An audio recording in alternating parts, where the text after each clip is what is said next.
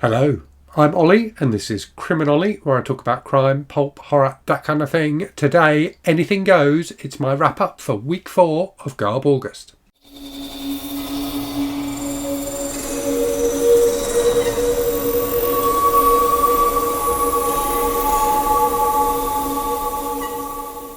So Garb August, if you don't know, is my reading event where we celebrate trashy books running throughout the month of August.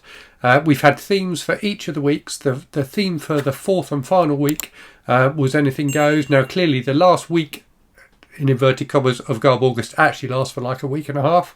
So there's a few more days after today to continue reading whatever you want to, as long as it's trashy for Garb August. I've still got one thing on the go, which I'm hoping to finish this week, which I'll talk about in a bit.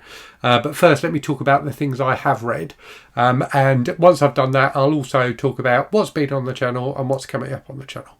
But before I do any of that, two things very quickly. So the first one is I finally got round to setting up a link tree. So if you don't know what a link tree is, it's like a web page that you can go to and you can just put links for all your different sites and socials and things like that there. So I've set one up now. It's linktree.com/criminolly. I'll put a link to it in this video and all my videos going forward. So if you click on that, you'll see all the different places you can connect with me. So like Twitter or X, as we're now supposed to call it, Instagram, Goodreads, my Patreon, my website. All the different places you can connect with me will be linked in there. So all in one place, nice and easy to find. The other thing I wanted to say is I put up a video on Thursday to celebrate 2 years of me being sober, so 2 years of me being alcohol free. I was a bit nervous about putting up that video because it's a bit of a funny thing to talk about. I just wanted to say thank you to everyone who watched and engaged with that video. I've been absolutely overwhelmed by the response to it. It's been really lovely. I don't usually manage to, or even try to anymore, to be honest with you, reply to all of the comments on my videos because there's just too many. But with that one, because people were so kind and lovely in the comments, I am trying to reply to every single comment. That I think there's a few I haven't got to yet, but hopefully by the time this video goes up I will have. So again, thank you to everyone who watched and left lovely comments on that video. I really do appreciate it. Right, so in terms of what I've read this week then, so I have read 1, 2, 3, 4, 5, 6. I think I've read 8 books this week, so I've had a pretty good week, albeit all of them were quite short ones. So I'll talk about the 2 Kindle ones first. So I read the novelisation of Gremlins, the movie from the 80s. The novelisation was written by George Gipe. It was fun, but it wasn't fantastic. So it was kind of what you expect from a novelisation. You know, not fantastic writing. Andrew from It Came From The Page will tell me off for saying that. But it was fairly run of the mill, albeit it did have kind of insights into the backstory of Gizmo, the mane of the Mogwai, which is a bit weird, to be honest with you, and I'm not really convinced it worked. So overall, that was a bit of a mixed bag. It was a nice nostalgic read, so I did quite enjoy reading it again. I first read it when the movie first came out because I wasn't old enough to go and see the film. But yeah, I did enjoy it, but it wasn't amazing. The other thing I read was Demon Seed by Dean Koontz. So this is a novel that Koontz originally published in the 70s and then did a revision of in the 90s, and it's the 90s revision I read.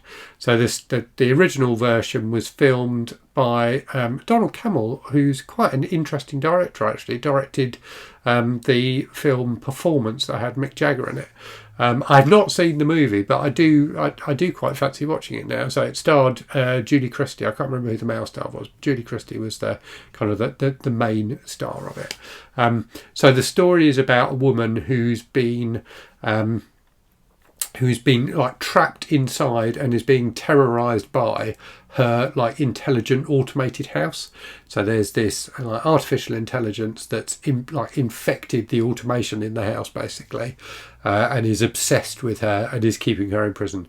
So it's quite a weird story. It does feel, I guess, somewhat ahead of its time for the 70s in that it feels like a story you can imagine someone writing today.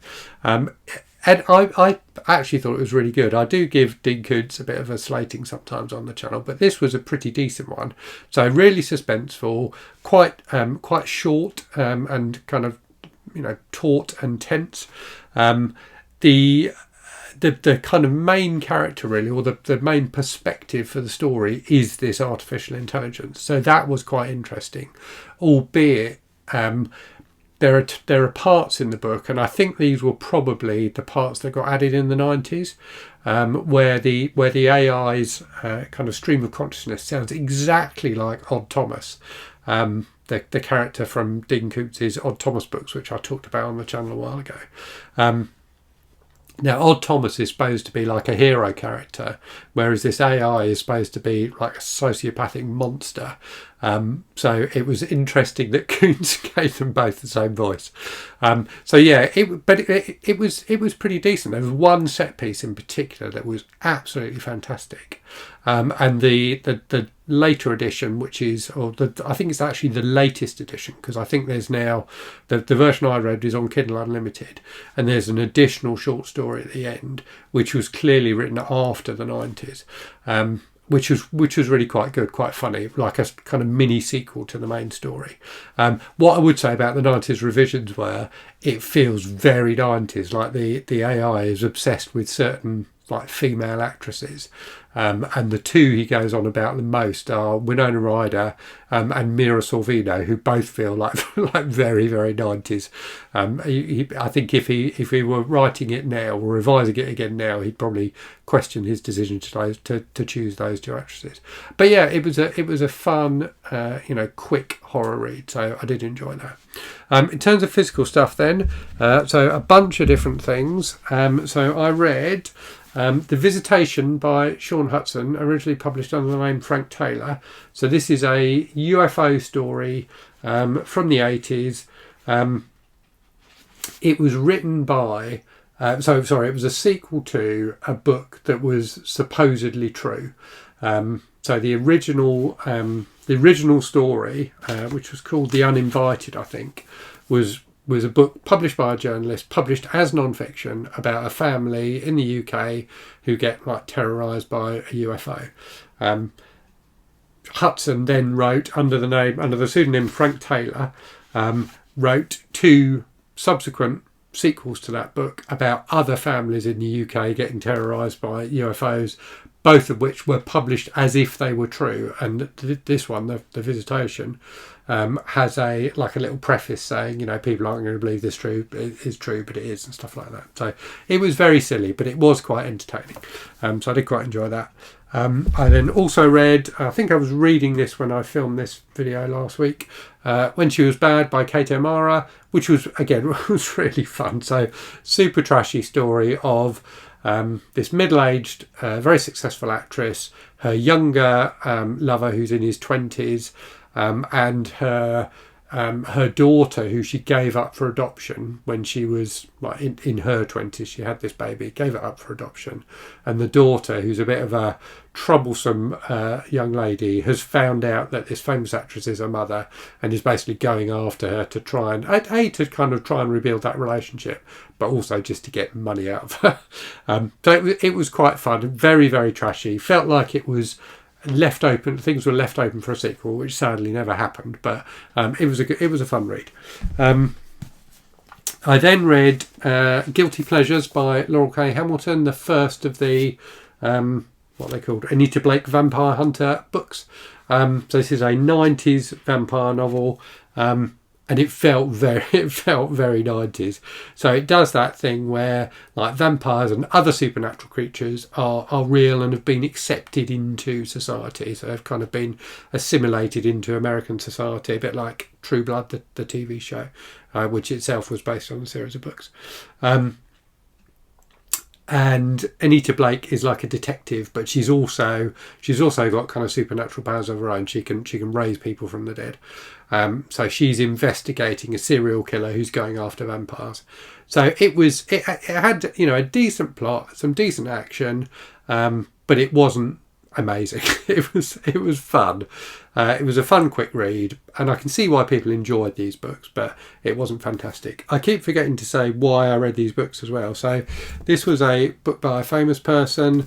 The Visitation was a book inspired by like a conspiracy theory to tick off that square on the Gar Bingo card. This was to tick off the sexy vampire square on the Gar Bingo card, albeit it wasn't actually that sexy. I think the later books in the series are supposed to get a lot spicier. And then also read, so I've got 3 books here that I read which weren't on my TBR originally, but I've got through so much stuff in Garb August, I had a bit of room. So I read The Perfume by Caroline B. Cooney, which is a point horror book. So this is one of the other books that Pax from Pax Panic read last year. So we read as the group read for Garb August, The Devil's Laughter by William W. Johnstone, which she read, but she also read this book. This was okay. This is probably my least enjoyed book this week, if I'm honest. So about a teenage girl in the States who gets infected by this spirit from a bottle of perfume, which reawakens her dead twin inside her. And all sorts of weird stuff happens after that. So I didn't really get on with that, if I'm honest. And then I read 2 books called Phantom Lover. So this one, Phantom Lover by Rebecca York, is the one that I wanted to read, if that makes sense. But when I went online on eBay to find a copy of it, I found another book published by Mills and Boon, also called Phantom Lover. So I thought I'd buy both of them. So this is the one I read first. This one's by Susan Napier.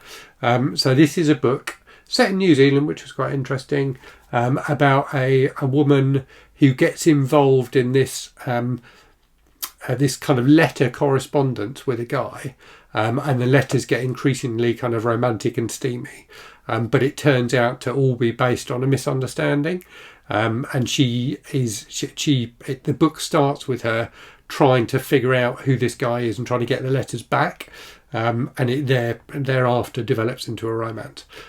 It was kind of interesting. I thought the original, the initial concept was quite good, but the guy was just so obnoxious and horrible. He really was absolutely awful, and it feels to me like men in romance novels, particularly in category romance novels, are often just complete bastards, and he really was. He was completely obnoxious. So that side of it I didn't enjoy. It was quite spicy as well, which I wasn't expecting. So that made it a bit more enjoyable, but yeah, overall not particularly good. The Phantom Lover I meant to get was much better. So this is a book that a few different people have read and really enjoyed. So Dave from Book Blather read it, Alex from the Bookubus read it, and I think Crystal from Fibre Arts has read it as well. So this is a book which has so many different kind of inspirations and mixes so many different things together. So it's from a series called 43 Light Street, which is like a series of kind of espionage and detective books, I think. So in this book, Bree, who's one of the detectives at 43 Light Street, gets called to go to this mansion by a friend of hers who she hasn't seen for years, who says that her brother, who lives in this mansion, and his daughter are under threat from some cousins of theirs who've moved in to stay with them. So the husband has recently lost his wife and is kind of bereaved and in a bit of a state. These cousins have moved in, and the sister thinks that they're threatening the brother in some way. So this detective character, Bree, pretends to be like a governess and goes to the mansion to act as governess for the guy's daughter. The guy, by the way, is called Troy London, which I think is the best name ever. So she goes there to act as governess for the daughter, which is just such a classic kind of gothic trope of this young woman who's a governess going to a mysterious mansion and spooky stuff happening there. And spooky stuff does indeed happen here because she's trying to investigate what happens, but she keeps on getting visited by this mysterious figure who she thinks is Troy London, but nobody admits to Troy London being around. People kind of give her different stories about where he is, and she comes to think he may be dead, and it may actually be his ghost that's visiting her. But they have sexy times together, and it was completely daft, completely bonkers, but really fun. I really, really had a good time with this. I really flew through it. It's a really enjoyable mix of kind of slightly spicy romance, gothic horror, all kinds of different stuff going on in this, but it was thoroughly entertaining. Slightly less entertaining is the other book I'm reading. So I kind of teased this last week, I said last week I couldn't find my physical copy of it. I have now managed to find my physical copy. It's Battlefield Earth by L. Ron Hubbard, the famous science fiction author who's more famous for setting up the Scientology kind of pseudo-religion. So this is a book of his that came out in the 80s. I originally read it as a kid in the 80s and remember quite liking it. I think I might have liked it partly because I just managed to get through it. I was impressed with myself for that reason, because it is over 1,000 pages long. So I'm about 250 pages through it now. I'm struggling a little bit, but I am kind of quite enjoying it. The problem with it is it's much too long. It takes far longer than it needs to tell its story. But the concept is kind of interesting. So it's the year 3000. Earth some time ago was invaded by aliens. And most of the aliens have left, but there's like a mining company who are like trying to mine, basically trying to strip mine Earth of all its kind of, valuable materials. The humanity has pretty much been wiped out, but there are small pockets of it. And one such pocket is this muscular hero on the cover, who's called Johnny Goodboy Tyler, which is a ridiculous name, almost as good as Troy London. So Johnny Goodboy Tyler decides to leave the small settlement he's in and try and figure out what's going on with the Earth, and discovers this alien mining company, and the kind of lead alien guy, who's a character called Turl, at the alien mining company, has got this scheme, this money making scheme, and he needs humans to do mining for him so he can basically get gold. So he is training Johnny Goodboy Tyler up to run this mine for him, whilst the hero Tyler tries to figure out ways that he can defeat the aliens. So it's completely bonkers.